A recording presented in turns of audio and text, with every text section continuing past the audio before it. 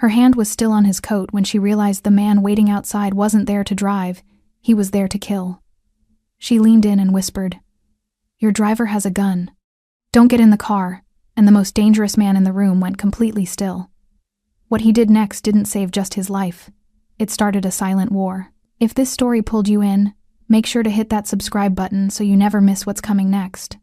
I've got another unforgettable story dropping tomorrow. And while you're here, jump into the comments and tell me where you're watching from. I love seeing our community from all around the world. All right, let's get back into it. Anna's hand steadied as she reached for Casper Desmet's coat, the wool fabric still holding the faint chill from the February night outside. 40 minutes until her shift ended. 40 minutes she'd been replaying what she'd seen in that alley, the gun passing from gloved hand to trembling palm, the hooded figures melting into shadow. But this moment was different. The restaurant's main dining room hummed with the quiet conversation of people who never checked prices. The air thick with truffle oil and aged wine, underscored by something darker, Casper's presence, sandalwood and danger, filling the space around him like an invisible perimeter. Candlelight from the crystal sconces caught the edges of his profile, sharp and controlled, illuminating the polished floors Anna had swept just hours before. The chandelier overhead threw fragments of amber light across his shoulders, each crystal worth more than 6 months of her wages. "Everything satisfactory this evening?" Anna asked, her voice professional, practiced. Casper glanced up from buttoning his coat, his movements deliberate, unhurried. Dark hair slicked back perfectly, jaw clean-shaven, white shirt crisp beneath the black suit jacket. Not the man everyone whispered about in hushed tones. Not to look at him. Just someone finishing an unremarkable meal. But Anna had learned quickly that stillness could be more dangerous than motion. She smoothed the lapel, her fingers grazing the expensive weave, and caught sight of the black car pulling forward through the glass doors.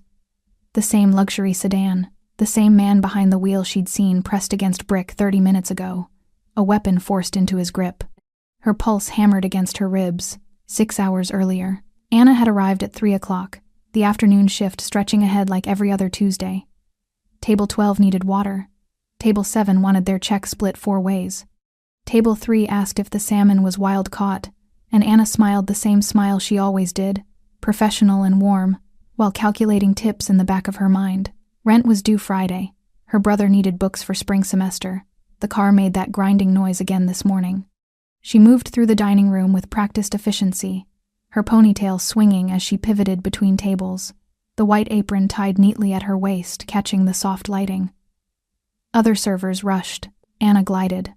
It was the difference between surviving a shift and mastering it. By 8:30, the evening crowd had settled into their entrees. The kitchen's rhythm steadied. The bar's noise dimmed to a sophisticated murmur. That's when Casper Desmet walked in. Anna noticed him immediately, not because he announced himself, but because the room shifted. Conversations didn't stop, but they adjusted. The hostess straightened her posture. The sommelier appeared without being summoned. Even the kitchen manager glanced through the pass-through window, nodding once before returning to his station. Casper moved through the restaurant like water, finding its level, inevitable and undisturbed. Dark suit, no tie, coat draped over one arm. 36, maybe 37, with the kind of face that revealed nothing, and the kind of walk that suggested he'd forgotten what hesitation felt like. He chose a corner table, ordered without opening the menu, ate alone. Anna wasn't assigned to his section, but she watched him the way she watched everything, cataloging, measuring, understanding. In 3 years of waiting tables, she'd learned to read people faster than she read specials. Casper Desmet didn't fidget, didn't check his phone, didn't scan the room for validation. He simply was. An hour later, the trash bin in the kitchen overflowed. "Anna, can you grab that?" Miguel called from the dish pit, elbow deep in suds. She pulled the heavy bag from its container, tied it off, and pushed through the back door into the alley. Cold air hit her face, sharp and clean after the restaurant's warmth. She turned left toward the dumpster, her shoes scuffing against wet pavement. That's when she heard them. Voices. Low. Urgent. Wrong. Anna froze, the trash bag still in her hand, and pressed herself against the brick wall. 20 feet away, 3 figures in dark hoodies surrounded a 4th man. Even in the dim light from the single overhead bulb, she could see his terror. "Now," one of the hooded figures said, voice flat and final. No delays, no excuses. Something metal gleamed between them. A gun, changing hands. I can't, the frightened man started. You will, tonight, or your family learns what happens when debts go unpaid. The man's hands shook as he accepted the weapon, shoving it inside his jacket with the mechanical movements of someone whose choices had been stripped away. Anna's breath caught in her throat. She should move, should leave, should pretend she'd seen nothing. Instead, she memorized faces, heights, the way the lead figure stood with his weight on his left leg, the watch on the frightened man's wrist expensive, incongruous with his fear. The target leaves at 10, the hooded figure continued. You drive, you finish this. Understood? The frightened man nodded, defeated. The figures dispersed into shadow, leaving him alone with his trembling hands and his impossible task. Anna waited until the alley emptied, then walked to the dumpster on legs that felt disconnected from her body. She dropped the trash bag inside, the sound echoing too loud in the sudden silence. When she returned to the kitchen, Miguel asked if she was okay. Fine, Anna lied. Just cold. But her mind raced, piecing together fragments. The target leaves at 10. It was 9:45. Someone in this restaurant was going to die tonight, and the weapon was already in motion. She pushed through the swinging doors into the dining room, scanning tables with new urgency. Who was important enough to kill? Who was dangerous enough to warrant 3 armed men in an alley? Then she saw the black car pulling forward through the glass entrance. Luxury sedan, tinted windows, and behind the wheel, the frightened man from the alley. Anna's stomach dropped. She turned, following the trajectory of service, and found him, Casper Desmet, standing now, sliding his arms into his long black coat, preparing to leave, alone, unguarded, about to walk directly into an assassination dressed as a simple car ride home. No one else saw it. No one else could see it. Only Anna knew. She had maybe 30 seconds before he reached the door. 30 seconds to decide between silence and survival, his and possibly her own. Anna moved. She crossed the dining room with purpose, not urgency, and reached him just as he adjusted his collar. His eyes met hers, cool and assessing, a question forming before she gave him time to ask it. Allow me, Anna said quietly, reaching for his coat. Her fingers smoothed the fabric across his shoulders, professional and precise. She leaned closer, her voice dropping to a whisper only he could hear. Your driver has a gun. Don't get in the car. Casper Desmet froze. Then, slowly, his hand stopped moving toward the door. Casper didn't turn his head, didn't react. His hand simply paused at his side, fingertips barely brushing the interior pocket of his coat, where Anna suspected he kept something more than a wallet.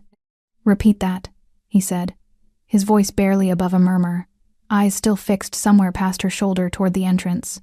Anna's heart hammered against her ribs, but her hands remained steady, still adjusting the collar as if this were nothing more than exceptional service. Your driver, the black sedan outside, he has a gun. Someone forced him to take it. 30 minutes ago, in the alley. For 3 seconds, nothing happened. Then Casper's jaw tightened almost imperceptibly, and he reached up, covering her hand with his own not roughly, but with enough pressure to still her movements. To anyone watching, it looked like a gentleman steadying an overzealous server. To Anna, it felt like being held in place by something immovable. You saw this? His eyes finally met hers. They were darker than she'd expected. Colder. I heard it. Saw them. 3 men, hooded. They told him to finish a job tonight or his family would pay. Anna's voice remained level, professional, as if discussing wine pairings. He didn't want to do it, but he took the gun anyway. Casper released her hand and took a small step backward, his expression shifting from assessment to calculation. He glanced toward the entrance where the sedan idled, exhaust curling in the February air. The driver sat motionless behind the wheel, waiting. Step back, Casper said quietly. Go to the kitchen. Stay there. Anna didn't move. He's terrified. Whoever's making him do this. I said go. Casper's tone didn't rise, but something in it made her spine straighten. Not cruelty. Command. The kind of voice that expected obedience because it had never been denied. Anna took 2 steps backward, then stopped at the edge of the dining room. She couldn't leave. Not now. Not when she'd already crossed the line between witness and participant. Casper pulled his phone from his pocket, typed something with his thumb, then slipped it away. He didn't call anyone, didn't raise an alarm, just sent a message and waited. 10 seconds later, 2 men in dark suits materialized from opposite ends of the restaurant. Anna hadn't seen them before, hadn't even registered their presence, but now they moved with purpose, flanking the entrance without blocking it. One spoke into his wrist. The other's eyes never left the sedan outside. Casper buttoned his coat slowly, deliberately, as if he had all the time in the world. Then he walked toward the entrance with the same unhurried stride he'd used entering. No fear, no hesitation, just control. The hostess reached for the door handle. "Leave it," Casper said. She froze, hand suspended midair, then stepped aside. Casper stopped 3 feet from the glass, close enough to see the driver's face clearly in the glow of the restaurant's exterior lights. The driver stared straight ahead, hands gripping the steering wheel, knuckles white even from this distance. One of Casper's men approached, leaned close, murmured something Anna couldn't hear. Casper nodded once. The man walked outside, circling the sedan casually, as if admiring the vehicle. When he reached the driver's side, he tapped on the window. The driver flinched, then slowly lowered the glass. Whatever conversation happened next lasted less than 20 seconds. Then the driver's door opened, and the man emerged on unsteady legs, hands visible, palms empty. Casper's security guided him away from the car, around the side of the building, out of sight of the remaining diners. No one inside the restaurant seemed to notice. Conversations continued. Wine flowed. Desserts arrived at table 6. Anna's breath came shallow and fast. She'd expected confrontation, violence, something that matched the danger she'd witnessed in the alley. Instead, she'd watched a problem dissolve into shadow without a single raised voice. Casper turned from the entrance and found her still standing there, disobeying his order to leave. His expression remained unreadable, but he crossed the dining room toward her with that same inevitable stride. "Kitchen," he said again, quieter this time. "Now." Anna's legs finally obeyed. She pushed through the swinging doors into the bright chaos of the kitchen, where Miguel scraped plates and the sous chef called out orders, and everything felt blessedly normal, except nothing was normal anymore. She moved to the far corner near the walk-in cooler, pressed her back against the stainless steel counter, and tried to steady her breathing. Her hands trembled now, the adrenaline finally catching up to her composure. What had she done? The door swung open. Casper entered, scanning the kitchen with the same calm assessment he'd used in the dining room. Staff glanced up, then quickly returned to their tasks. No one questioned him. No one stopped him. He approached Anna, stopping just close enough that they could speak without being overheard above the kitchen noise. "How long have you worked here?" he asked. 3 years. "Ever seen anything like that before?" "No." "Ever going to see anything like that again?" His eyes held hers, searching for something: fear, perhaps, or duplicity. Anna wasn't sure which. "I don't know," she answered honestly. "Will I?" Something flickered across Casper's face. Not quite a smile, but not hostility either. Recognition, maybe. Of what? Anna couldn't say. "The driver," Casper said, "is being questioned right now. If what you told me is true." "It is." "Then you just prevented something that would have been very difficult to undo." He paused, studying her. "Why did you tell me?" Anna blinked. "Because someone was about to kill you. You don't know me, don't know what I do, don't know if I deserve killing." "Doesn't matter." The words came out firmer than she intended.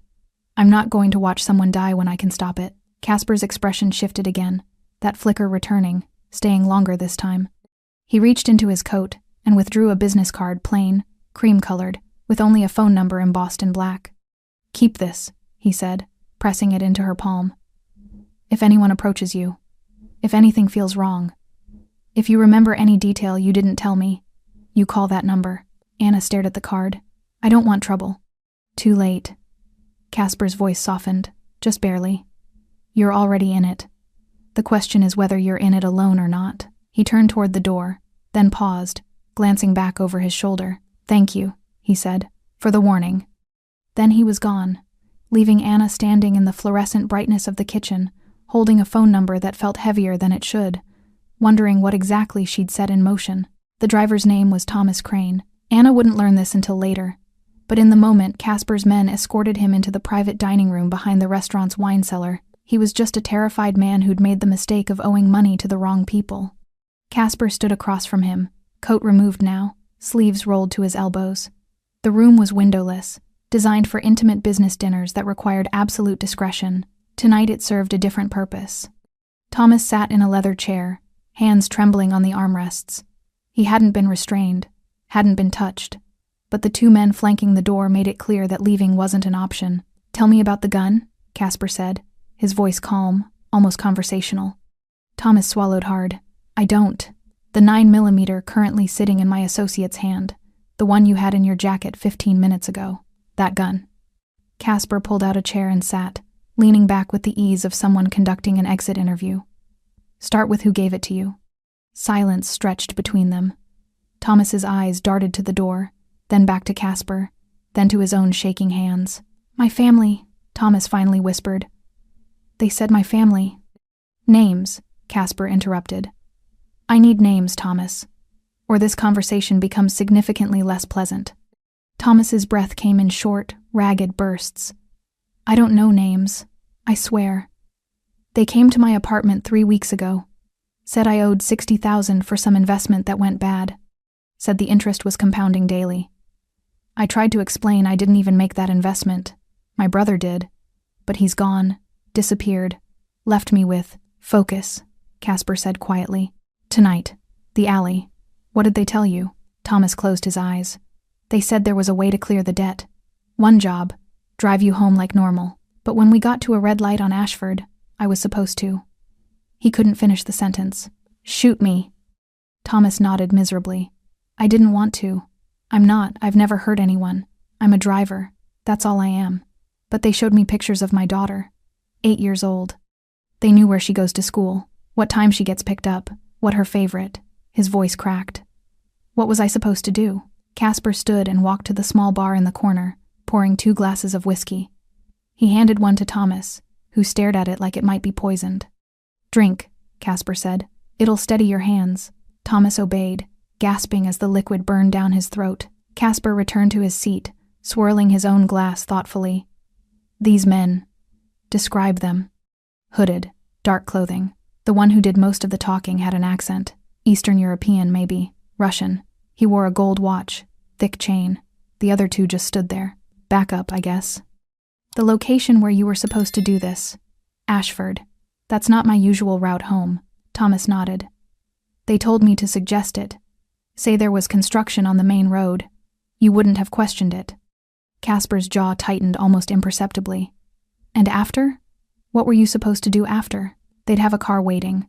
I was supposed to leave the scene, get in their vehicle, and they'd take care of the rest. Clean up. My family would be safe. Debt cleared." Thomas laughed bitterly. "I actually believed them.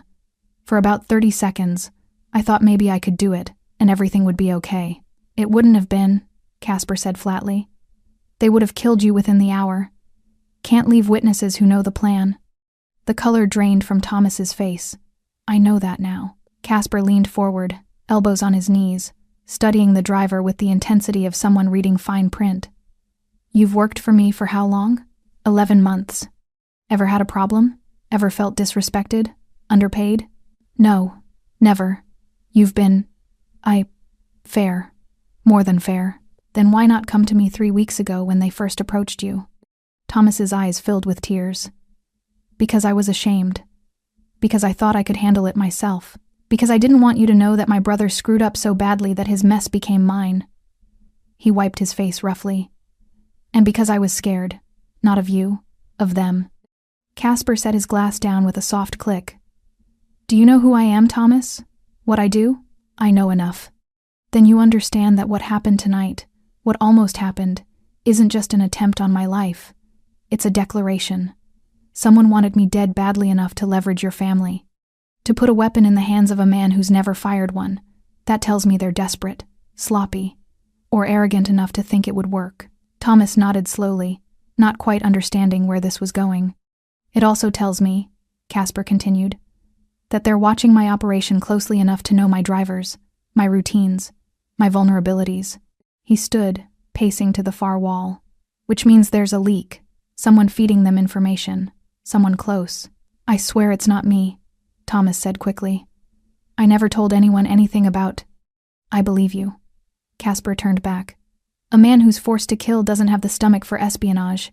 You're a pawn, Thomas, not a player." Relief flooded Thomas's face. followed immediately by confusion. So what happens now? Casper returned to his seat. Now you tell my associates everything. Every detail you remember. Physical descriptions. The apartment building where they found you. The car they drove. The exact wording of their threats. Everything. And then? Then you disappear. Thomas's relief curdled into fresh fear. Disappear? Not like that, Casper said, almost gently. I mean you leave. Tonight. Your daughter, your wife, they're already being moved to a safe location as we speak. You'll join them. New city, new name if you want it. Enough money to start over cleanly. Why? The word came out barely audible. Why would you do that? Casper finished his whiskey. Because you didn't pull the trigger. Because when a waitress gave me a warning, it meant you'd shown enough hesitation that someone noticed. And because I don't punish desperation, I punish betrayal. His eyes hardened. You were desperate. The people who put you in that position, they betrayed me. He stood, signaling the conversation was over. You'll never work for me again, Thomas. You'll never see this city again. And if you ever breathe a word of tonight to anyone, the protection I'm offering evaporates. Understood? Thomas nodded, tears streaming freely now. Thank you. I don't thank you. Casper walked to the door, then paused. Don't thank me. Thank the woman who noticed what I didn't. Anna's apartment was smaller than Casper expected. Not cramped, she kept it tidy, organized, but the entire living space couldn't have been more than 600 square feet. A kitchenette with barely enough counter space for a cutting board. A worn couch facing a television that looked 10 years old. Books stacked on a shelf made from cinder blocks and plywood. Through the open bedroom door, he could see a neatly made bed and a single nightstand. This was what honest work bought you in the city. This was what 3 years of serving people who spent more on wine than she made in a week had earned her. Casper stood near the window, watching the street below while Anna sat on the edge of her couch, still wearing her work clothes, the white apron folded carefully beside her. One of his men waited in the hallway outside. Another sat in a car across the street. She'd been escorted home an hour ago with the gentle insistence that made refusal impossible. You didn't have to come here, Anna said finally, breaking the silence. Your people already told me to keep quiet. They told you to stay safe, Casper corrected, turning from the window. Different thing. Is it? She looked up at him, exhaustion pulling at the corners of her eyes. Because it feels the same from where I'm sitting. Casper moved to the chair across from her, the only other seat in the room, and lowered himself into it. Even sitting, he seemed to fill the small space with his presence. Tell me about the alley. Everything. Not the summary you gave me before. Every detail. Anna drew a slow breath. I took the trash out around 9:15, maybe 9:20. The bin was full, and Miguel asked me to handle it because he was drowning in dishes. You went alone? Always do. It's not a long walk. Dumpsters maybe 30 feet from the back door. She tucked a loose strand of hair behind her ear. I heard them before I saw them. Voices. Angry, but controlled. Like people trying not to be heard. How many? 4. 3 in dark hoodies, faces mostly hidden. One man without a hood, your driver. He looked. She paused, searching for the word. Defeated, like someone who'd already lost. Did they see you? No. I stayed against the wall. Shadow from the overhang kept me hidden. Anna's hands twisted in her lap. The one doing the talking, he had an accent. Russian, maybe. Eastern European. He was taller than the other two. Stood differently, like he was used to giving orders. What did he say? Anna closed her eyes, pulling the memory into focus. He said, now. No delays, no excuses. Then he handed Thomas. Is that his name? Casper nodded. He handed Thomas the gun. Thomas tried to refuse, said I can't. But the man told him he would, or his family would learn what happens when debts go unpaid. She opened her eyes. That's when I knew it wasn't a choice. It was a threat. Casper leaned forward, elbows on his knees. Did they mention me by name? No. Just said the target leaves at 10, and that Thomas would drive and finish it. They gave him an address. Ashford something. Ashford and 5th. That's it. Anna met his gaze. Why there? Industrial area. Minimal cameras. Easy to dispose of evidence. Casper's voice remained even, clinical. Good choice for an ambush. Bad luck they picked a driver with a conscience. He didn't want to do it. Doesn't matter. Intent without action is just guilt. Action is what kills people. Casper sat back. But you're right. He was coerced. That's why he's alive. Anna's jaw tightened. You keep saying that like it's mercy. Kicking someone out of their life, forcing them to disappear, is better than the alternative, Casper interrupted, his tone hardening. Which is what the people who set this up would have done to him, and to his family. I'm not the villain in this story, Anna. I didn't say you were. You were thinking it. She held his gaze for a long moment, then shook her head. No. I was thinking you're someone who lives in a world I don't understand, where guns and threats and forced disappearances are just Tuesday. They are, Casper said simply. For me, but they shouldn't be for you, which is why I'm here. Anna straightened. I told you I don't want trouble. And I told you it's too late. Casper pulled his phone from his pocket, scrolled through something, then turned the screen toward her.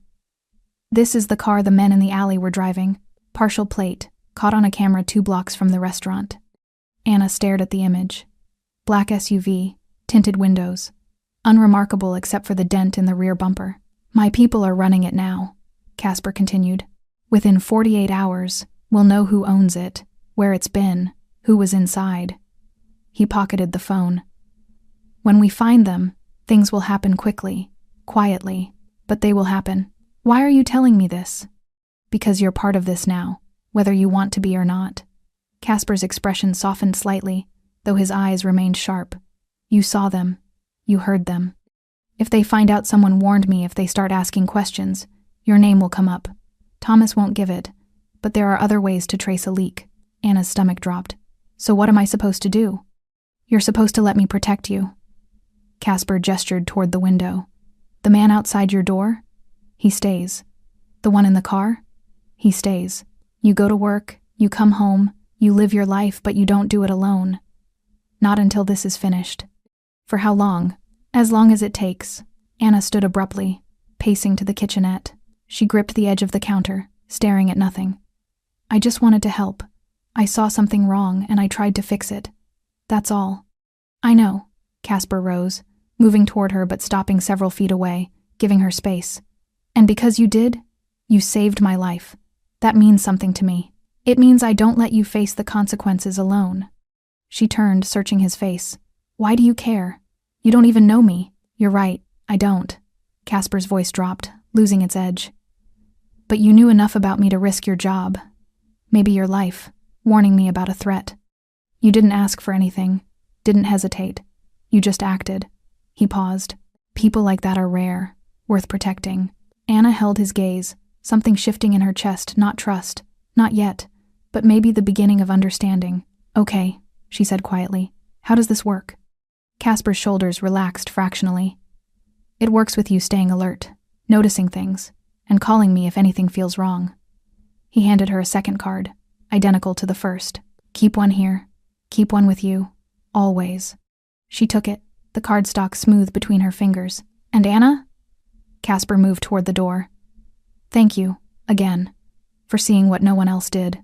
Then he was gone, leaving her standing in her small apartment, holding a phone number that felt like both a promise and a warning. 3 days passed like held breath. Anna went to work, smiled at customers, refilled water glasses, recited specials with the same practiced ease she always had. But now, every time the back door opened, her pulse quickened. Every time a car idled too long outside the restaurant, her eyes tracked it. The man Casper had posted outside her apartment building, she'd learned his name was Griffin, nodded to her each morning as she left for her shift. He didn't speak much, but his presence was constant, reassuring in a way that also reminded her how much danger she might actually be in. On the 4th day, Casper called. The SUV was registered to a shell company, he said without preamble. Traced back to a shipping operation on the East Docks. Imports, mostly legitimate, except for the containers that aren't. Anna switched the phone to her other ear, glancing around her empty apartment. What does that mean? It means I know who ordered the hit. His voice carried a cold satisfaction. Rival operation. They've been trying to cut into my territory for 6 months. This was their play. Remove me, create chaos, move in while my people scrambled to reorganize. So it's over? You know who did it? Knowing and proving are different things, and acting too quickly shows my hand. Casper paused. I need them to think their plan is still in motion, that Thomas followed through, that I'm dead. Anna's breath caught. How do you fake that? People saw you leave the restaurant alive. People saw me leave. What happened after is open to interpretation." There was a smile in his voice, dark and calculating. "I have resources, Anna. And I'm very good at controlling narratives." She sat on the edge of her couch, processing. "What do you need from me? Keep your routine normal. If anyone asks about that night, customers, coworkers, anyone, you tell them I left around 10. You didn't see anything unusual. Understand?" "I understand. There's something else." Casper's tone shifted. "I need you to come somewhere tomorrow. Bring your observations from the alley. Everything you remember that you haven't told me yet. Times, positions, anything." "Why?" "Because my people are good at what they do. But you saw something they didn't. Fresh eyes. Unbiased perspective." He paused. "And because I'm starting to think you notice things that trained security misses." Anna's throat tightened. "I'm a waitress, not a detective. You're someone who pays attention. In my world, that's more valuable." He gave her an address in a part of the city she'd never been to. 2:00 tomorrow. Griffin will bring you." Before she could respond, the line went dead. The building Casper operated from looked like any other commercial property. Gray concrete, small windows, a parking garage underneath. Nothing about it suggested power or danger, or the kind of operations Anna had only seen in movies. Griffin escorted her through a side entrance, past security that nodded them through without question, and into an elevator that required a key card to access certain floors. They stopped on the 5th floor. The hallway was quiet, carpeted, lined with doors that gave no indication of what lay behind them. Griffin knocked twice on the last door on the left, then opened it without waiting for a response. Inside, Casper stood at a large table covered with papers, photographs, and maps. 2 other men flanked him, one younger, laptop open in front of him, the other older with the weathered look of someone who'd spent decades in violent work. Casper glanced up as Anna entered. "Thank you for coming." She nodded, suddenly aware of how out of place she looked in her jeans and sweater, surrounded by men in expensive suits discussing things that could end lives. "This is Anna Jacobs," Casper said to the others. "She's the reason I'm still breathing." To Anna, he gestured toward the table. "These are the men helping me dismantle the people who tried to change that." Anna approached slowly, eyes scanning the materials spread before her. Photographs of men she didn't recognize, shipping manifests, financial documents, and in the center, a map of the city with several locations marked in red. "We've identified the key players," Casper continued. "Christoph Volkov runs the operation. Former Russian military, moved here 8 years ago, built his network slowly, carefully." He tapped a photograph of a hard-faced man with a gold chain visible at his collar. "Sound familiar?" Anna leaned closer, studying the image. The jawline, the way he held himself even in a still photograph. "That's him, the one from the alley." "You're certain?" "Yes, he wore that same chain. I remember seeing it catch the light." The younger man typed something rapidly. "Confirms our intel. Volkov's been careful not to leave digital traces, but physical identification from an eyewitness changes things." Casper circled the table, stopping beside Anna. "What else do you remember? The other 2 men. Did they have any distinguishing features?" Anna closed her eyes, pulling herself back to that night. Cold air, brick wall against her back. Fear making everything sharper, clearer. One of them had a tattoo on his hand, right hand, between thumb and forefinger. Dark ink, but I couldn't see the design clearly. Height? Build? Shorter than Volkov, maybe 5 to 9. Stockier. The third man was taller, thin, moved like he was nervous. The older man looked at Casper. "Matches descriptions of 2 of Volkov's regular crew, Pavel and Dmitri." Casper nodded slowly. "What about timing? You said 9:15 when you went to the alley? 9:20 maybe." "I wasn't checking my watch, but the dinner rush was winding down. That usually happens between 9 and 9:30 on weeknights." "And how long were you outside?" Anna thought back. 3 minutes? 4? Long enough to hear the entire exchange, see the gun change hands, watch them leave. "Which direction?" "West, toward the main street. They had a car waiting, the SUV you showed me. It was parked just past the alley entrance." Casper exchanged a look with the younger man, who pulled up something on his laptop. Traffic camera caught a black SUV heading west on Marlow at 9:24 p.m. Matches the timeline. "Where did it go?" Casper asked. "Lost it after 6 blocks. They knew the camera blind spots." Anna watched them work, piecing together fragments of information like a puzzle where every piece mattered. She should have felt frightened, should have wanted to leave, to go back to her simple life of tables and tips and problems she could solve with a smile. Instead, she felt something else. Purpose, maybe, or the strange satisfaction of seeing her observations matter. "Anna," Casper said, drawing her attention back. "I need you to understand something. The information you've given us today? It confirms things we suspected but couldn't prove. It gives us leverage." He moved closer, his voice lowering. "But it also means you're more valuable to me than I anticipated, which means you're more valuable to them if they figure out who you are. I understand." "Do you?" His eyes searched hers. "Because from here, things accelerate.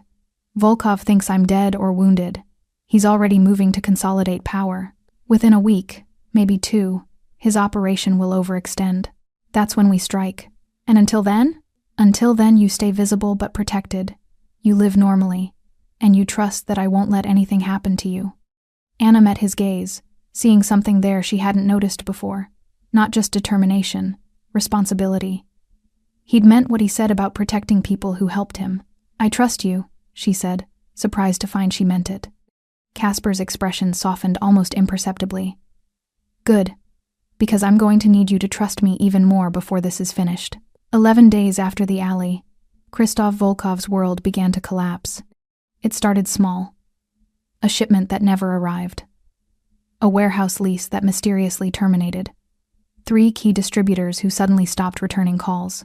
To anyone outside the operation, these would seem like bad luck. Random complications in a complicated business. Volkov knew better. He stood in his office overlooking the docks, watching cargo containers stack like building blocks, and felt the creeping certainty that someone was dismantling everything he'd built. The hit on Casper Desmet should have worked. Should have created the chaos he needed to expand into vacant territory. Instead, there'd been silence. No news reports, no police activity, no funeral, no power vacuum. Just nothing. And now, his own infrastructure was failing piece by piece. "Find out what happened to Desmet," he told Pavel, who stood near the door with his tattooed hand clenched at his side. "I want confirmation. Body. Death certificate. Something." "We've been looking," Pavel said carefully. "There's nothing. It's like he disappeared. Men like Casper Desmet don't disappear." Volkov turned from the window. "Either he's dead and someone's hiding it, or he's alive and we're all in trouble." Pavel shifted uncomfortably. "What about the driver? Thomas?" "Gone. Family too. Can't track them." Volkov's jaw tightened, which means someone helped them disappear. Someone with resources. "So Desmet's alive." "Desmet's alive," Volkov confirmed, "and he's coming for us." Anna learned about the unraveling from Casper during one of their increasingly frequent conversations. He'd taken to calling her every few days, ostensibly for updates, to ensure she felt safe, but their talks had evolved into something else, something neither of them quite acknowledged. "Volkov's losing suppliers," Casper told her, his voice carrying satisfaction she'd learned to recognize. 3 major contacts severed in the last week. His distribution network is fracturing. Anna sat curled on her couch, phone pressed to her ear. "How are you doing it?" Carefully, a word in the right ear. Evidence of instability. Questions about Volkov's judgment. He paused. "People don't like working with desperate men. Desperation makes mistakes. Is he dangerous? When he's desperate? More dangerous than when he's confident, yes. Which is why Griffin stays outside your building. Why Marcus watches the restaurant." Casper's tone shifted, becoming more serious. "I need you to stay alert, Anna. Volkov's smart. If he starts asking the right questions, your name might surface." Anna's stomach tightened. "What kind of questions? Who was working that night? Who might have seen something? Who had access to me?" He let that settle. "You were visible. Professional. Exactly the kind of person who notices details. So what do I do?" "What you've been doing. Nothing changes in your routine. But if anyone approaches you, anyone you don't recognize, anyone asking about that night, you call me immediately. Don't engage. Don't try to handle it yourself. Okay?" Casper was quiet for a moment. "How are you holding up? Really?" The question surprised her. Not because he asked, he always did, but because of the genuine concern underneath it. "I'm okay. It's strange, knowing something big is happening and just going to work, serving pasta, Pretending everything's normal. That's the hardest part, Casper said. Waiting, watching, knowing the storm's coming but not when it'll hit. Anna pulled a blanket tighter around her shoulders. Do you ever get used to it? No, you just get better at functioning through it. He exhaled slowly. But you shouldn't have to get used to it. This isn't your world. It is now. Only temporarily. Once this is finished, Anna interrupted, I'll still be the woman who saved your life. That doesn't just go away. Casper didn't respond immediately. When he did, his voice was quieter. No, I suppose it doesn't. The end came swiftly. 2 weeks after the attempted assassination, Volkov's remaining lieutenants turned on him. Not through violence, Casper's way was subtler than that. They simply stopped following orders, stopped answering calls, stopped pretending loyalty they no longer felt. The financial accounts Volkov had built over years suddenly became inaccessible. Passwords changed, offshore connections severed. He was left with a crumbling empire, and the realization that whoever had orchestrated this had done it with surgical precision. On a Wednesday morning, Volkov received a message. No threats, no demands, just an address and a time. He went, because what choice did he have? The warehouse was empty except for Casper Desmet, standing in a shaft of sunlight that made him look almost ethereal, untouchable, very much alive.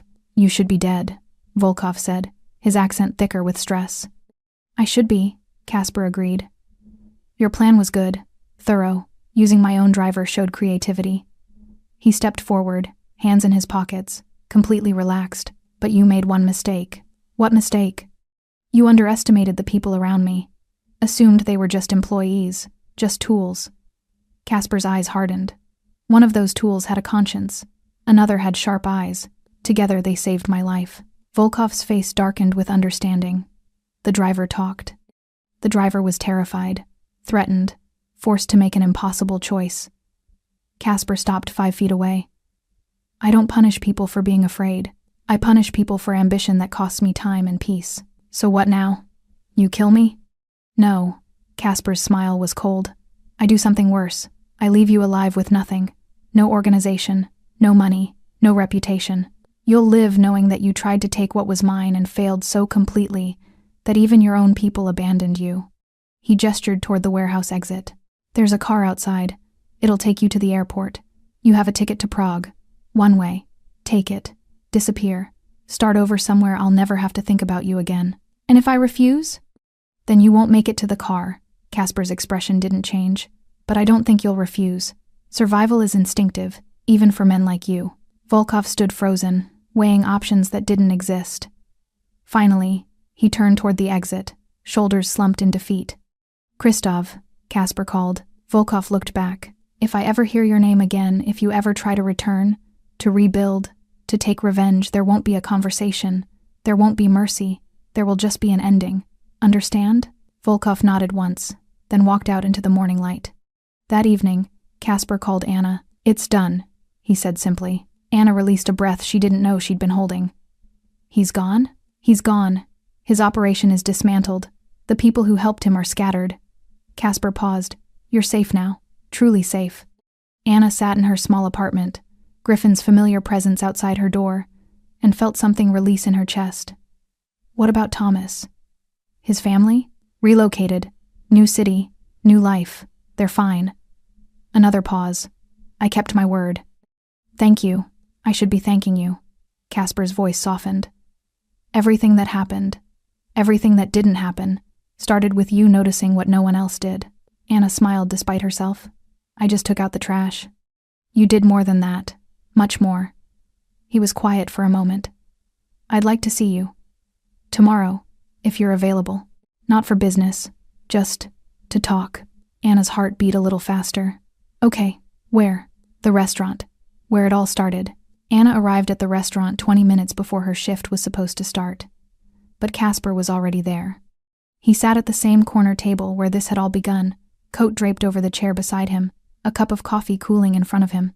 The late afternoon sun slanted through the windows, catching the edges of his profile in gold. When he saw her, he stood not with the controlled authority she'd grown accustomed to, but with something softer. Anticipation, maybe. Thank you for coming early, he said as she approached. You asked. Anna slid into the seat across from him, suddenly aware of how different this felt. No emergency, no threat. Just two people sitting in a restaurant where one of them happened to work. Casper gestured to the server Miguel, who'd worked the same shift as Anna for 2 years. "Whatever she wants, and bring us some privacy." Miguel nodded, retreating with the discretion of someone who'd learned not to ask questions. "You don't have to buy me dinner," Anna said. "I eat here for free anyway." "I know, but let me do this." Casper's expression carried something she hadn't seen before. Vulnerability, perhaps. Or the simple desire to do something normal. These past few weeks, every conversation we've had has been about danger. Threats. Survival. I'd like one that isn't. Anna studied him across the table. The sharp lines of his face had softened somehow, or maybe she was just seeing him differently now. Not as the dangerous man everyone whispered about, but as someone who carried weight she was only beginning to understand. "Okay," she said quietly. "What do you want to talk about?" Casper smiled a real smile, not the cold calculation she'd seen him use like a weapon. "Tell me about you. The parts that have nothing to do with taking out trash or saving lives." So she did. Anna told him about growing up in a smaller city 3 hours north. About the brother who'd gone to college on a scholarship, while she'd stayed behind to help their mother through cancer treatments. About the decision to move here afterward, looking for something bigger than the town that had felt too small after everything. "My brother finished his degree," she said, tracing the rim of her water glass. "Engineering. He's doing well. Sends money when he can, even though I tell him not to." "You helped him get there." "Someone had to." Anna shrugged. "Mom couldn't work during treatment. I was already out of school. It made sense." "Did you want to go to college?" The question hung between them, honest and direct. "I don't know," Anna admitted. "I thought about it, but by the time I could have gone, I was working here, making decent money, building a life. College started to feel like something for other people." Casper leaned back, coffee forgotten. "It's not too late, if you wanted to, maybe." She met his eyes. "But I'm not unhappy. I know it probably looks small to you, this job, this life, but it's mine. I built it. That matters." "It does," Casper said, and she could hear that he meant it. "More than you know." Their food arrived, Miguel, placing plates in front of them with quiet efficiency before disappearing again. Anna had ordered without thinking, muscle memory from years of knowing the menu. Casper had chosen something simple, elegant. They ate in comfortable silence for a while, the restaurant filling around them with the early dinner crowd. Anna watched him cut his food with precise movements, everything controlled, even here. But she noticed other things too. The way his shoulders relaxed when he thought no one was watching. The faint lines around his eyes that suggested he smiled more than his reputation implied. "What about you?" Anna asked. "How does someone become this?" Casper set down his fork. "You mean how does someone become the man people threaten to kill? I mean how does someone build what you've built, run what you run?" She paused. "Live the way you live." He was quiet for a long moment, weighing how much to tell her. "My father ran this city's docks 30 years ago, not legally, but effectively. I grew up understanding that power isn't always visible. Sometimes it's quiet, careful." He picked up his water glass. "When he died, I was 23, too young, too inexperienced. Everyone expected me to fail, but you didn't." "No. I learned quickly that survival requires 2 things, knowing who to trust and accepting that control is temporary." His eyes found hers. "I built something more stable than what my father had. More legitimate, in most ways. But that stability comes with a price, people trying to take it. Always." Casper's expression darkened slightly. "Volkov wasn't the first, won't be the last. There's always someone who thinks they can do it better. Take what's yours. Build their empire on your ruins." Anna set down her fork, no longer hungry. "Doesn't that exhaust you, constantly watching for the next threat?" "Yes," the honesty in his voice surprised her. "But I don't know how to be anything else. This is what I know, what I'm good at." "You're good at other things too." Casper raised an eyebrow. "Like what?" "Listening, protecting people who help you, keeping promises." Anna leaned forward slightly. "Not punishing a terrified driver when you could have. Giving him and his family a second chance. That's not just control. That's compassion." Something shifted in Casper's expression, a crack in the armor he wore so carefully. "Most people don't see it that way. Most people don't see you the way I do." The words settled between them, heavier than Anna had intended. but she didn't take them back. Casper held her gaze, and in that moment, the restaurant seemed to fade. The other diners, the soft music, the clatter of dishes, all of it became background noise to the understanding passing between them. "Anna," he said quietly, "you should know something." "What?" "These past few weeks, talking to you, making sure you were safe, it stopped being just about protection." He leaned forward, forearms on the table. "It became about wanting to hear your voice, wanting to know you were okay, not because I owed you, but because I cared." Anna's breath caught. "Casper, I'm not asking for anything," he continued. "I know our worlds are different. I know I brought danger into your life that you never asked for. But I needed you to know that you changed something for me, made me remember that there are people worth protecting for reasons beyond strategy or obligation." Anna reached across the table, her hand covering his. His skin was warm, solid, real. "You changed something for me too. Made me realize I'm capable of more than I thought. That I can trust my instincts even when they lead me into dangerous places." Casper turned his hand over, fingers intertwining with hers. "Where does that leave us?" "I don't know." Anna smiled, feeling the truth of it. "But I'm not afraid to find out." They sat like that, hands joined across the table, while the restaurant moved around them. Two people from different worlds who'd collided in a moment of crisis and discovered something neither had expected. Not romance, exactly. Not yet, but possibility. And for now, that was enough. Later, after Casper had left and Anna's shift had begun, Miguel approached her at the service station. "That man," he said carefully. "He's important, isn't he?" Anna looked toward the empty corner table. "Yes. Is he good to you?" She thought about the past weeks, the protection, the conversations, the way Casper had dismantled an empire to keep her safe. "Yes, he's good to me," Miguel nodded slowly. "Then I'm glad. You deserve someone who sees you." Anna smiled, tucking Casper's card now worn from being carried back into her pocket. "I think he does." Anna dreamed about the alley. Not every night, but often enough that she'd started recognizing the pattern, the cold brick against her back, the voices pressing through darkness. The moment the gun changed hands, metal catching light, and her breath stopping in her throat. In the dreams, she never warned Casper. She just stood there, frozen, watching him walk to the car, watching the door close, watching the sedan pull away into traffic. Then she'd wake, heart pounding, reaching for her phone, to confirm he was still alive. It was 3 a.m. when she finally gave up on sleep and made tea instead. The apartment was quiet, except for the occasional sound of traffic outside. Griffin had been replaced by someone named Torres. Casper rotated his security, he'd explained, to keep patterns unpredictable, but the presence was the same. Constant. Protective. Her phone buzzed. A message from Casper. "You're awake." Anna stared at the screen, then typed back. "How do you know?" "Your light's on." Torres mentioned it. She moved to the window, peering down at the street. The car sat in its usual spot, dark and unremarkable. She couldn't see inside, but she knew Torres was watching. Her phone rang. "You should be sleeping," Casper said when she answered. "So should you. I don't sleep much." His voice sounded different in the middle of the night, less controlled, more human. "Bad dreams?" Anna carried her tea to the couch, curling into the corner.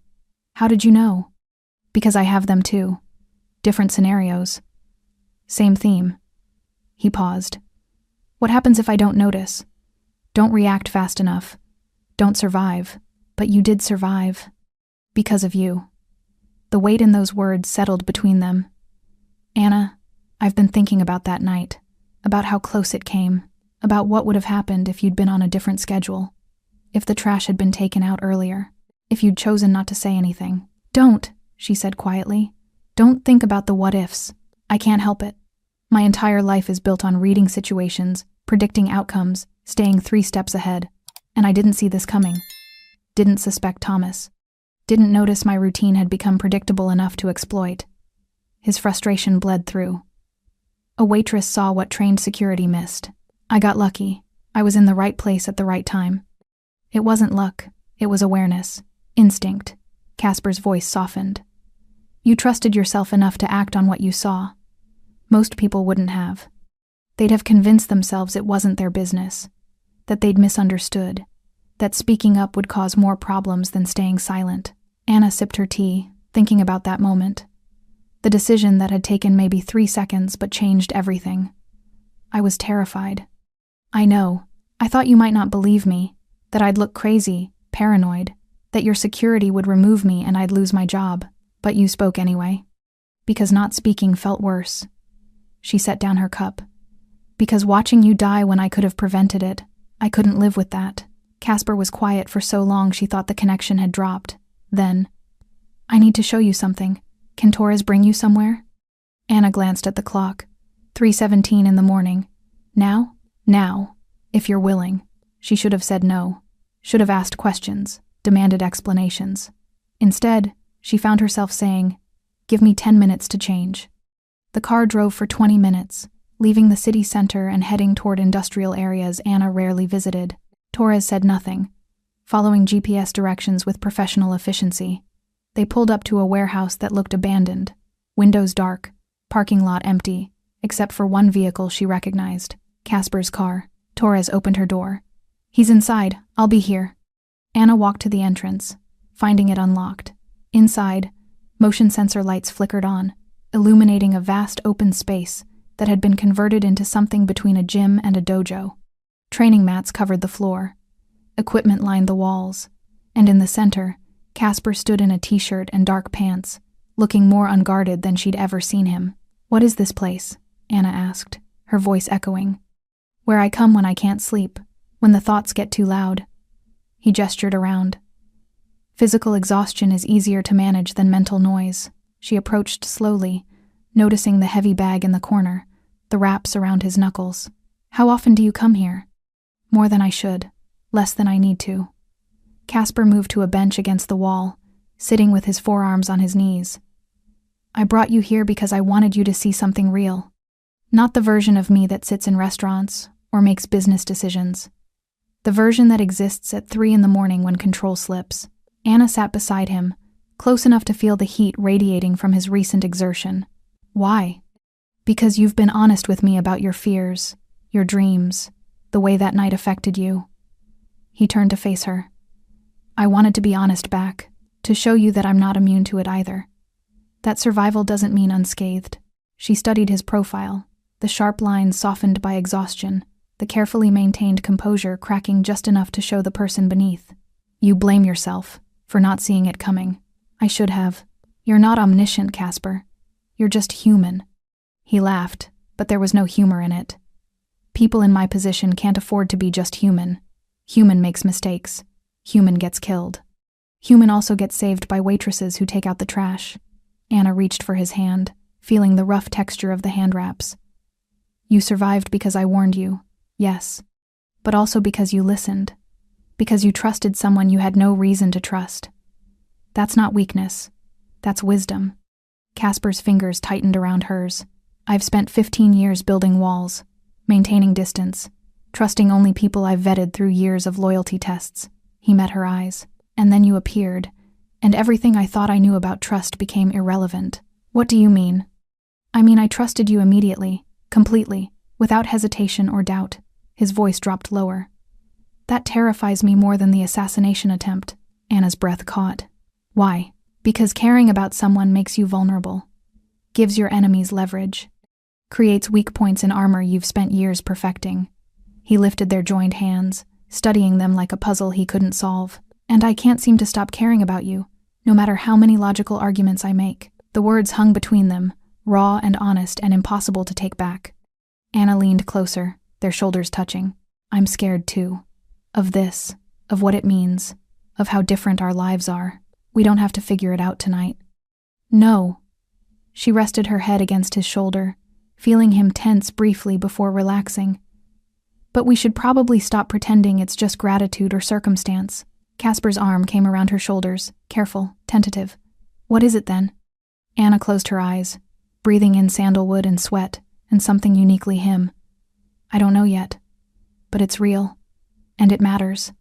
They sat like that in the empty warehouse, exhaustion and honesty stripping away pretense, while city lights filtered through high windows and created shadows that danced across training mats. Outside, Torres waited patiently. Above them, the night slowly surrendered to dawn.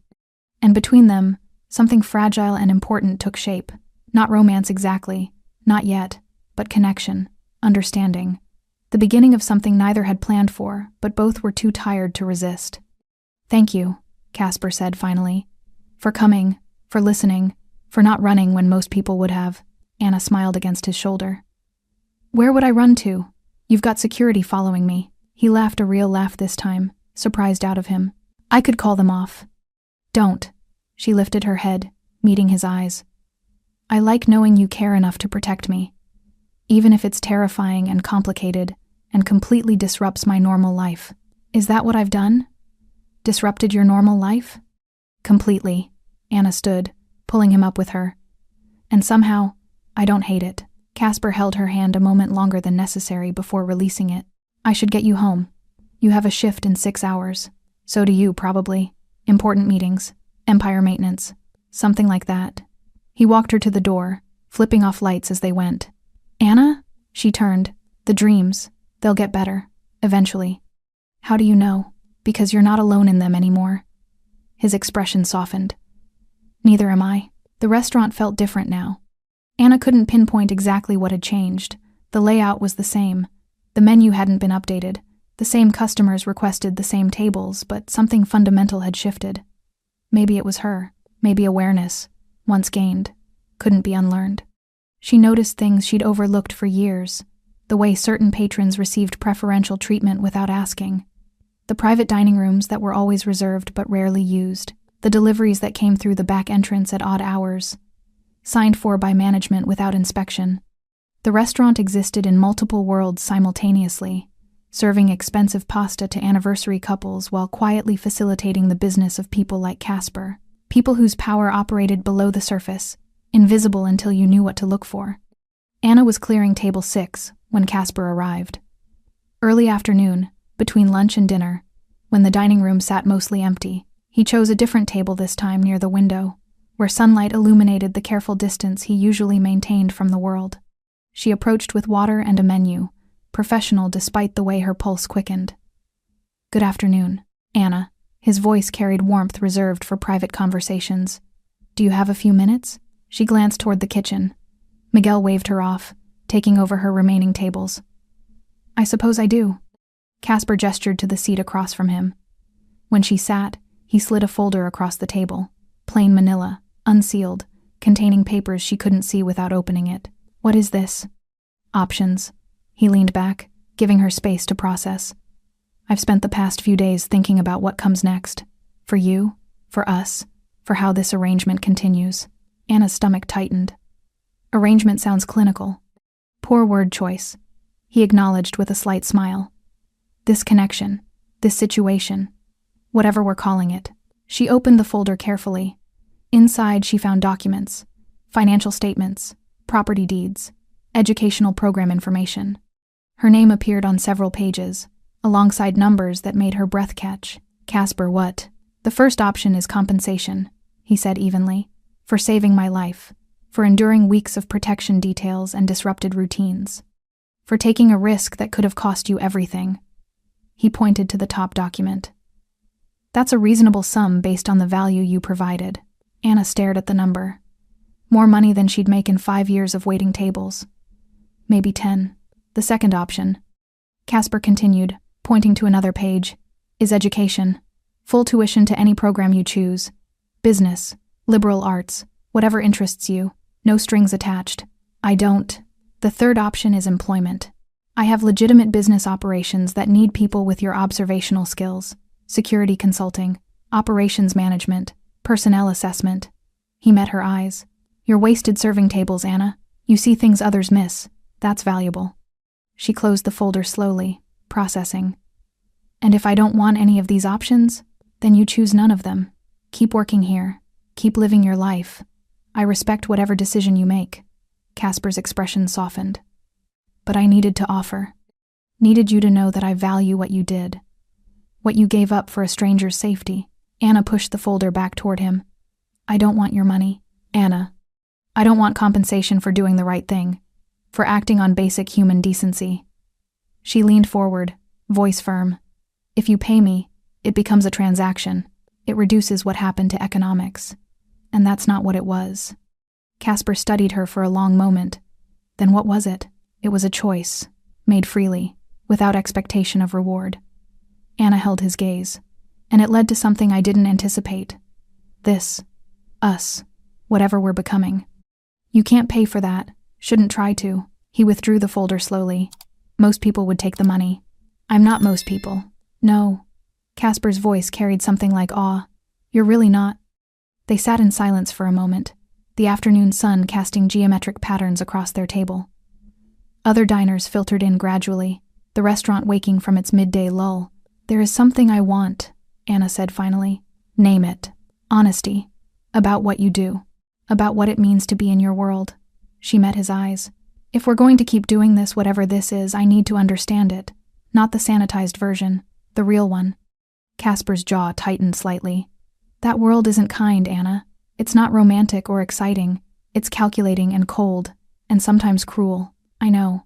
I've seen the edges of it. She reached across the table, hand palm up. But I can't navigate something I don't understand. Can't make informed choices about where this goes if I'm operating on assumptions. He placed his hand in hers. If I show you, you can't unsee it. I couldn't unsee the alley either. Didn't stop me from acting. Casper's fingers tightened around hers. All right, but we do this carefully, gradually. And the moment you want out, you say so. No judgment, no consequences. Agreed. He lifted their joined hands, studying them thoughtfully. You're changing me, you know. Making me question things I've accepted for years. Like what? Like whether power requires isolation. Whether trust is always a liability. Whether someone from outside this world can understand it without being consumed by it. He lowered their hands but didn't release hers. You're an experiment, Anna Jacobs. The question I'm trying to answer. And what question is that? Casper's expression turned serious, vulnerable in ways she'd only glimpsed before. Whether someone like me deserves someone like you. Anna's throat tightened. That's not a question you should be asking. Why not? Because it assumes you're something less than human. That your choices have erased your capacity for connection. She squeezed his hand. You've made decisions I probably couldn't make. Done things I might not agree with. But you've also protected people. Kept promises. Shown compassion when you could have chosen cruelty. That doesn't balance the scales. Maybe not. But it means you're more than the worst things you've done. Anna smiled softly. Just like I'm more than a waitress who took out the trash at the right moment. Casper stood, pulling her up with him. They stood close in the empty space between tables, afternoon light creating a private world within the public restaurant. I need you to understand something, he said quietly. The people I've removed, the operations I've dismantled, the choices I make, they have consequences. Real ones, for real people. I know, and you're still here. I'm still here. Anna held his gaze. Not because I'm naive about what you do, but because I see the whole person. The careful man who listened to a warning, the strategic mind that protected a frightened driver. The person who comes to warehouses at 3 a.m, because control has limits. Casper's hand came up slowly, carefully, cupping her face with a gentleness that contradicted everything else about him. I don't know how this ends. Neither do I. Anna leaned into his touch. But I'm tired of pretending it's not happening. He kissed her, then soft, tentative, like someone learning a language they'd never thought they'd need. Anna's hands found his shoulders, steadying herself against the rush of everything this meant. When they pulled apart, Casper rested his forehead against hers. This complicates things. Everything was already complicated. Fair point. He stepped back reluctantly as other diners glanced their way. I should go. You have a shift to finish. Casper. She caught his hand. Thank you, for the options, for respecting my choice, for being honest. Thank you for seeing me clearly and staying anyway. He brought her hand to his lips briefly. Dinner tomorrow? Somewhere that isn't here? I'd like that. He left through the front entrance, coat over one arm, moving with his usual controlled grace. But Anna saw the difference now. The slight softening in his shoulders, the almost smile he tried to suppress. Miguel appeared beside her. That man is falling for you. Anna watched Casper's car pull away. I think I'm falling for him too. Is that wise? Probably not. She picked up the folder he'd left behind despite her refusal. But wisdom isn't always the point. Anna stood in the alley behind the restaurant, trash bag in hand, breathing cold February air. 2 months had passed since the night that changed everything. 2 months of careful integration into Casper's world, not as an insider, but as someone who understood the edges, who asked questions, who listened without judgment, but maintained her own moral compass. It hadn't been easy. There were conversations that challenged her assumptions, decisions Casper made that she disagreed with, moments when the gulf between their experiences felt impossible to bridge. But there were other moments too.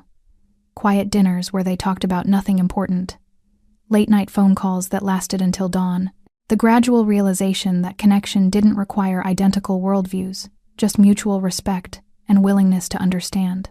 The back door opened. Casper emerged, dressed casually in jeans and a sweater, looking more relaxed than she'd seen him in weeks. "You're here," she said, smiling. "You asked me to meet you in the place where it all started." He approached slowly, hands in pockets. Seemed appropriate. Anna set down the trash bag, no longer needing the pretense. "I've been thinking about that night, about the choice I made, about how many tiny factors had to align perfectly for me to be here at the right moment." "Fate?" Casper asked, skepticism in his voice. "Maybe. Or maybe just probability playing out across millions of moments." She moved closer to him. "But I realized something important. It wasn't just luck.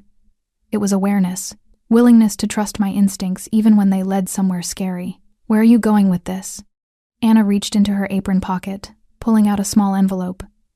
"I'm giving notice at the restaurant. 2 weeks." Casper's expression shifted to concern. "Anna, if this is about the money I offered..." "It's not. I still don't want your money. Don't want a job in your organization." She handed him the envelope. "Open it." He did, carefully, revealing an acceptance letter. University admission. Business program. Starting in the fall semester. "You applied," he said softly, something like pride in his voice. "I applied. Used my own savings for the application fee. Wrote my own essay. Got accepted on my own merits." Anna took the letter back, holding it carefully. "But you were right about one thing. I was wasting my potential serving tables. Not because service work is beneath me, but because I stopped challenging myself, stopped believing I deserved more." Casper pulled her close, arms wrapping around her shoulders. "I'm proud of you, and I had nothing to do with this." "You had everything to do with it." Anna pressed her face against his chest. "You saw something in me I'd stopped seeing in myself. Reminded me that awareness and instinct have value. That one moment of courage can change everything." They stood like that in the alley where it all began, while delivery trucks rumbled past and kitchen noise filtered through the door, and the city moved around them with indifferent momentum. "So what happens now?" Casper asked finally. "You go to school, build a different life. Where does that leave us?" Anna pulled back enough to see his face. "That depends. Can you handle being with someone who has her own ambitions? Her own goals that don't revolve around your world? Can you handle being with someone whose world involves things you might never fully agree with?" "I think we've been figuring that out for 2 months now." She smiled. "And we're still here, still choosing each other despite the complications." Casper cupped her face gently. "I love you. I didn't plan to, didn't expect to. But somewhere between warnings about guns and conversations at 3 a.m, it happened." Anna's breath caught. "I love you too. The whole complicated, dangerous, surprisingly tender version of you." He kissed her there in the alley, deeper than before, with the certainty of someone who'd stopped fighting what they felt. When they finally separated, both breathless, Casper rested his forehead against hers. "We're going to face challenges. People who question this relationship. Situations that test whether we can make this work." "I know. But I want to try. Want to figure out how your world and mine can coexist without one consuming the other." Anna nodded. "We take it slow. Stay honest. Respect boundaries. And keep choosing each other even when it's hard." "Deal." Casper stepped back, though his hand found hers immediately. "Come on, let's get out of this alley. I know a place that makes better coffee than the restaurant. Lead the way." They walked toward his car together, fingers intertwined, while Anna's mind cataloged this moment the same way she'd cataloged that first night. The temperature, the light, the feeling of something ending and something else beginning. Griffin waited by the car, opening the door for them both. He nodded to Anna with something like approval. As they drove away from the restaurant, Anna looked back at the alley one final time. The place where she'd seen something wrong and chosen to speak. The moment that had cascaded into everything else. "No regrets?" Casper asked, watching her reflection in the window. "Not one." She turned to face him. "I took out the trash and saved your life. found love in the space between danger and ordinary moments, learned that courage doesn't require certainty, just willingness to act. Casper lifted her hand to his lips. The woman who spoke changed everything with a whisper. Just a waitress adjusting a coat. No. His eyes held hers with absolute certainty. Never just anything. You're the person who saw what others missed, who trusted her instincts, who proved that power doesn't always announce itself. Sometimes it's quiet, observant, and brave enough to intervene. Anna settled against his shoulder, watching the city pass outside the window. Somewhere ahead, fall semester waited, new challenges, different paths, but also possibility, growth, the chance to build something that honored both who she'd been and who she was becoming. Behind them, the restaurant grew smaller in the distance. The alley where it all began disappeared from view. But the choice Anna had made that night, the moment she'd decided survival mattered more than silence, continued, rippling forward, shaping everything that came after. Sometimes, salvation begins with noticing what others overlook. Sometimes, love grows in the space between warning and trust. And sometimes, the most important thing you can do is simply speak when staying silent would be easier. Anna had spoken. And in doing so, she'd saved more than just one life. She'd saved the possibility of two people finding each other across impossible distances and choosing, against all logic and wisdom, to try. That was enough. More than enough. It was everything. Thanks for staying with this story right till the final moment. You're the reason these stories come alive. If you're ready for another powerful journey, just tap the next video on your screen. And before you go, leave a quick comment and rate this story from 1 to 10. I'm excited to see your thoughts and connect with you down there.